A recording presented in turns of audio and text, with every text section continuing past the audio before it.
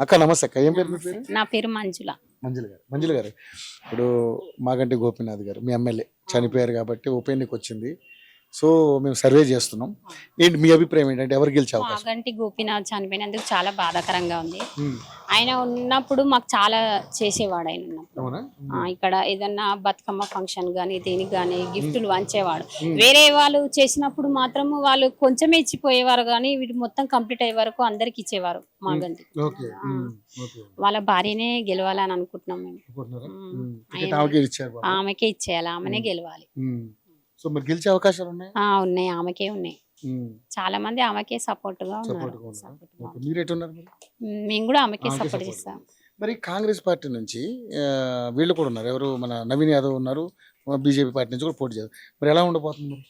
ఇక వాళ్ళ సంగతి తెలియదు, కానీ వీళ్ళైతే గెలవాలి, ఈమెయితే గెలవాలి. సునీత గారు అయితే మరి ఎందుకంటే చేసిన మంచి పనుల గురించి. మంచి పనుల గురించి ఆమె గెలవాలి కంపల్సరీ. ఓకే, గోపీనాథ్ గారు ఎక్కువ రెగ్యులర్ గా తిరుగుతూ ఉండేవాళ్ళు, తిరుగుతుండేవారు, ఇక్కడ తిరిగేవారు, బాగా బలకరించేవాడు మేము. అందరినీ పలకరించేవారు. ఇక్కడ ఆయన ఎక్కడైనా మేము వెళ్ళేటప్పుడు కూడా ఆయన బస్సులు తీసుకొస్తుండే, మళ్ళీ తీసుకుపోయేవాడు. మీటింగ్ తీసుకొచ్చి మళ్ళీ వదిలిపెట్టేవాడు. మాకు భోజనాలు కూడా అరేంజ్ చేసేవారు. ఓకే, సో బాగా చూసుకునేవాడు. మరి రోడ్లు గిడ్లు అన్ని బాగా చేశాడు. చేసిరు కరెంట్. ఇప్పుడు మరి కాంగ్రెస్ పార్టీ 6 గ్యారెంటీలు అంటుంది కదా, మరి ఏమైనా వచ్చి మీకు? మాకైతే ఏం రాలేవు. ఏం రాలేదు. ఒక మహిళలకు ఫ్రీ బస్ తప్ప. ఫ్రీ బస్ ఒక్కటే, ఇంకా వేరే రాలేవు. అవి కూడా రాలేవు మాకు. కరెంట్ ఫ్రీ రాలేదు. బస్సు ఒక్కటే, ఆధార్ కార్డు, గ్యాస్ రాలేదు, అది కూడా రాలేదు మాకు. ఏం లేవు కదా, ఒక బస్ ఒక్కటే ఫ్రీ. మాకు ఫ్రీ బస్ ఒక్కటే వచ్చింది, అది ఒక్కటే, గానీ ఇంకా వేరేవి ఏం రాలేవు ఆయనతో మాకు. సన్న బియ్యం వస్తున్నాయేమో మీకు?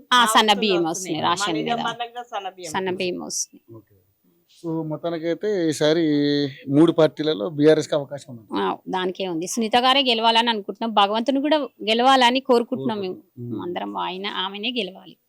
మాకు అన్నిటికీ ఆమె బాగా చూస్తుంది. ఇప్పుడు అలా భర్త ఎట్లా చూసిట్టు ఈమె కూడా అట్లాగే చూస్తుంది. హెల్ప్ చేసేవాడమ్మా? హెల్ప్ చేసేవాడు ఆయన. ఇక్కడ బాగా హెల్ప్ చేసేవాడు. అక్కడ పోచమ్మ గుడి టెంపుల్ దగ్గర కూడా, అక్కడ కూడా మాకు దసరాకి అవి గిఫ్టులు పంచేవాడు. ఇక్కడ బతుకమ్మ ఫంక్షన్ కూడా ఇచ్చేవాడు, ఆయనే ఇస్తుండే గిఫ్ట్స్, ఆయనే ఇచ్చేవాడు. సో ఇప్పుడు వాళ్ళ ఆవిడ కూడా ఇవన్నీ చేస్తారు. ఆమె కూడా చేస్తారు. సరే అమ్మా, థ్యాంక్ యూ.